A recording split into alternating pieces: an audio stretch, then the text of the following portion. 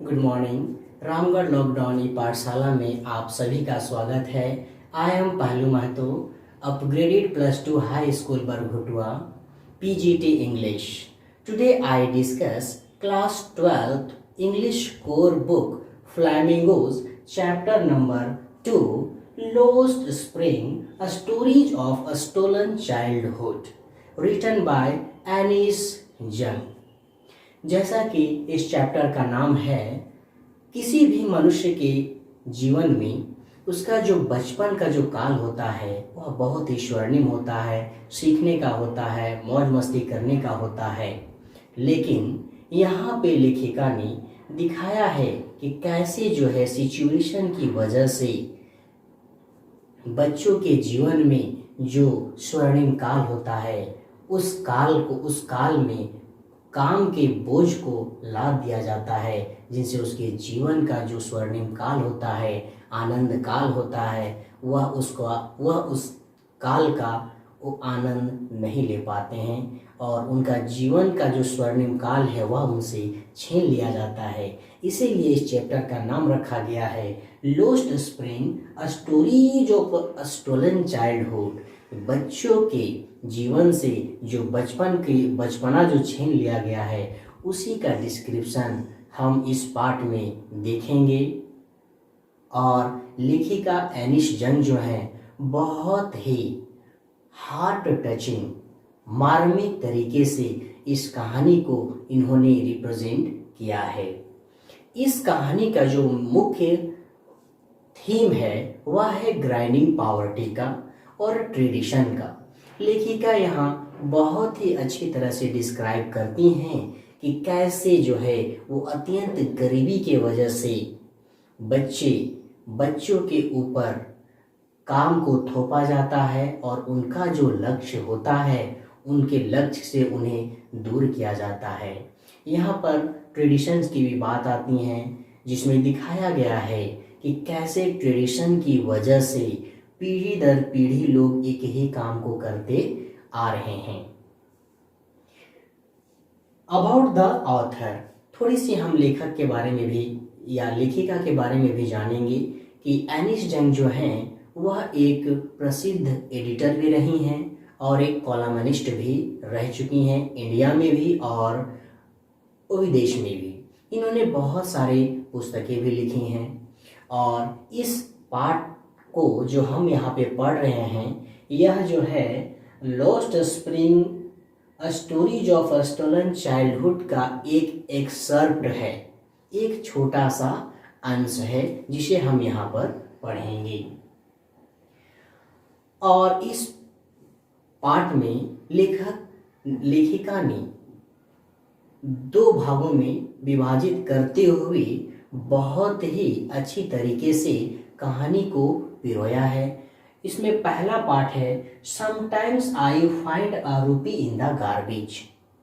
कभी कभी मुझे जो है कूड़े कचड़े से कुछ पैसा मिल जाता है। इस कहानी में लेखिका बताती हैं कि एक हमारा कैरेक्टर है साहिब, जिसका पूरा नाम साहिब आलम है, जो लेखिका इस बच्चे से मिलती है जो प्रतिदिन कूड़े कचड़े बीनने का काम या चुनने का काम क्या करता है। तो लेखिका एक दिन जब इनसे मिलती हैं तो वह पूछती हैं कि तुम्हारा नाम क्या है। तो वह कहता है कि मेरा नाम साहिब आलम है। लेकिन लेखिका जब यह देखती है कि जैसा इसका नाम है इस हिसाब से तो वह इस तरह का जीवन व्यतीत नहीं कर रहा है, तो लेखिका फिर मन में सोचती है कि जिस तरह का नाम यह रखा हुआ है वैसा जिंदगी को यह नहीं जी पा रहा है। और साहब जो है वह प्रतिदिन जो है कूड़ा कचड़ा चुनते रहता है। साहब जो है वह साहिब ढाका से आया हुआ है। पहले वह ढाका में रहता था, वहाँ उसका घर था, खेत खलिहान भी थे, जैसा कि उसकी माँ बताती हैं। लेकिन ये सब बात साहिब को बिल्कुल भी याद नहीं है, दूर दूर तक भी उसे याद नहीं है। यह बात उसकी माँ ने बताई। वह पहले ढाका में रहता था और एक बार प्राकृतिक आपदा आने के कारण बहुत सा तूफान, आंधी और डिजास्टर होने के कारण जो है वह घर से दूर हो गए। वहाँ का घर उनसे छीन गया और वह अपनी सर्वाइवल के लिए अभी यहाँ सीमापुरी में रहते हैं। तो लेखिका जब प्रतिदिन देखती है कि यह बच्चा जो है वह कूड़े के ढेर से कूड़ा चुनने का काम करता रहता है, तो एक दिन, 2 दिन, 3 दिन, 4 दिन मिलने के बाद लेखिका एक दिन पूछती है कि why do you do this, तुम यह क्यों करते हो? देन ही रिप्लाई, वह कहता है कि I have nothing else to do, मेरे पास इसके अलावा करने को कुछ भी नहीं है। तब लेखिका कहती है कि तुम स्कूल क्यों नहीं जाते हो? तो वह कहता है कि मेरे इलाके में कोई भी स्कूल नहीं है, जब स्कूल बन जाएगा तो मैं स्कूल जाऊंगा। तो लेखिका यूं ही मजाक में कह देती हैं कि क्या यदि मैं स्कूल बनवाऊंगी तो तुम पढ़ने आओगे? तो इस पर वह रिप्लाई करता है कि हाँ, अगर आप स्कूल बनवाइएगा तो मैं पढ़ने के लिए आऊँगा। तो कुछ दिन बीतने के बाद जब वह साहिब लेखिका को देखता है तो दौड़ते हुए उसके पास में जाता है और कहता है कि क्या आपका स्कूल तैयार हो गया? इस पर लेखिका को बहुत ही शर्मिंदा फील होता है। वह कहती है कि जाने अनजाने हमने इससे ऐसा वायदा कर दिया जिसे फुलफिल करना इम्पॉसिबल है।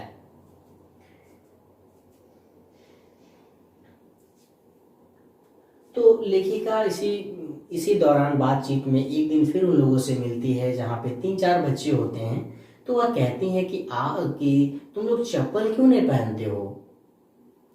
तब वह एक लड़का कहता है कि अगर इसकी माँ इसे चप्पल दे भी दे तो भी यह नहीं पहनेगा। दूसरा लड़का जो कि खुद बेजोड़ बेमेल जूता पहना हुआ था, वह यह कहता है कि इसके पास तो जूते है ही नहीं या चप्पल है ही नहीं। तीसरा बच्चा कहता है कि ऐसा बात नहीं है कि हम लोग जो है चप्पल पहन नहीं सकते हैं या जूते पहन नहीं सकते हैं, लेकिन दिस इज आवर ट्रेडिशन, कि ये हमारा परंपरा है। यहाँ पे जो है वह बच्चा अपनी गरीबी को छिपाने का प्रयास कर रहा है, लेकिन लेखिका इस बात को अंडरस्टैंड कर लेती हैं कि यह जो है एक झूठी बात है। सच्चाई तो यह है कि आप चप्पल पहनने को अफोर्ड नहीं कर पाओगे। तो इसी कहानी के दरमियान जब यह वार्तालाप होते रहती है तो लेखिका को एक कहानी याद आती है। वह कहानी था यूडीपी का। जो एक व्यक्ति ने उन्होंने कहा था कि यूडीपी के बच्चे भी, जो यूडीपी का जो मंदिर था वहाँ का जो पुजारी था उसके बच्चे भी जो है जब भी वो स्कूल जाते थे तो थोड़ा सा रुक के भगवान के पास में वो प्रेयर करते थे कि मुझे भी जूते मिल जाए भगवान, मुझे भी चप्पल मिल जाए। और अंततः ऐसा हुआ कि उन लोग को वह इच्छाएं जो है वह पूरी हो गई। लेकिन लेखिका कहती हैं कि अभी भी सीमापुरी के बच्चों के पास में जो है वो चप्पल जूते का अभाव है और ये अभी भी खाली पैर रहते हैं। और साहिब जो है वह सीमापुरी बांग्लादेश से आया हुआ था, क्योंकि जब बांग्लादेश में उसका घर जो है तूफान में बह गया, ढह गया, तो सर्वाइवल के लिए वो सीमापुरी में आकर वे लोग रहने लगे। और वो लोग जो है बांग्लादेश से 1971 में सीमापुरी आए हुए थे। और वह कहता है कि कूड़ा बीनने में वो इतना मशगूल होता है कि प्रतिदिन जो है वो कूड़ा बीनने का काम वो बच्चे करते हैं, जिसमें कभी कभी उसको 1 रुपया भी मिल जाता है और कभी कभी 10 रुपये का नोट भी मिल जाता है।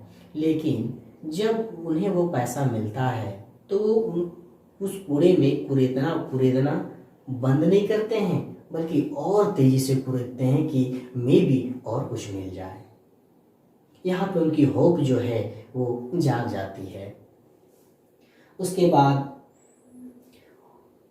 इस पार्ट में लेखिका बताती हैं कि गार्बेज जो है वो भले ही अमीरों के लिए एक कूड़ा कचरा होता है जिसका उनके लाइफ में कोई इम्पोर्टेंस नहीं है, but in this extent we find garbage is the means of survival. उनके लिए जो है ये जीने का एक आधार है। गार्बेज जीने का एक आधार है। अगर गार्बेज नहीं होगा तो वहाँ के बच्चे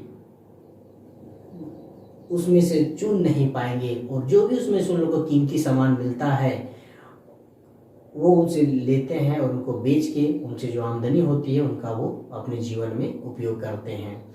उनके लिए garbage is the gold for them. लेखिका कहते भी हैं कि जो गार्बेज जो है उनके लिए सोना है। सोना कहने का मतलब कि कोई भी बहुमूल्य चीज जिनसे उनको कभी कभी कुछ बहुमूल्य चीज मिल जाता है। और एक बार इस तरह का घटना घटता है कि कुछ लोग जो है वहाँ पे टेनिस का खेल खेल रहे हैं, कुछ बच्चे और कुछ लोग। तो साहब वहाँ पे देखता है तो लेखिका पूछती है कि क्या तुम खेलना चाहते हो? तो बोला हाँ, मुझे तो टेनिस खेलना बहुत अच्छा लगता है, बहुत पसंद भी है, लेकिन मैं ये खेल खेल नहीं पाऊँगा क्योंकि अब बहुत महंगा होता है।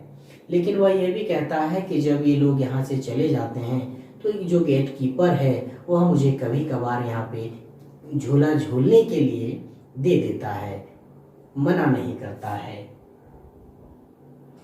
और अंततः यह देखा गया कि एक दिन जब लेखिका उनसे भेंट होती है वह खुद लेखिका के पास दौड़ के आता है। इसके पीठ में एक स्टील का कनस्टर है और वह खुद कहता है कि मैं टी स्टॉल में काम करता हूँ और जहाँ मुझे 800 रुपया पैसा मिलता है और सभी टाइम का खाना मिलता है। तो जब इस बात को वह कह रहा होता है, क्योंकि जब वो रैक पिकिंग का काम करता है और उसके कंधे में जो झोला होता है वो उसका अपना होता है, वो उसका मालिक स्वयं होता है। लेकिन सिचुएशन के अनुसार एक टाइम ऐसा आया जब वह उस टी स्टॉल में काम करने लगा और वह अब स्वयं का मालिक नहीं रहा, वह किसी और के अंडर में काम करने लगता है। तो इस तरह हम देखते हैं कि साहब जो है वह अब अपना मालिक नहीं रहता है, वह किसी और के अंडर में रह के काम करता है और अपने जीवन का निर्वहन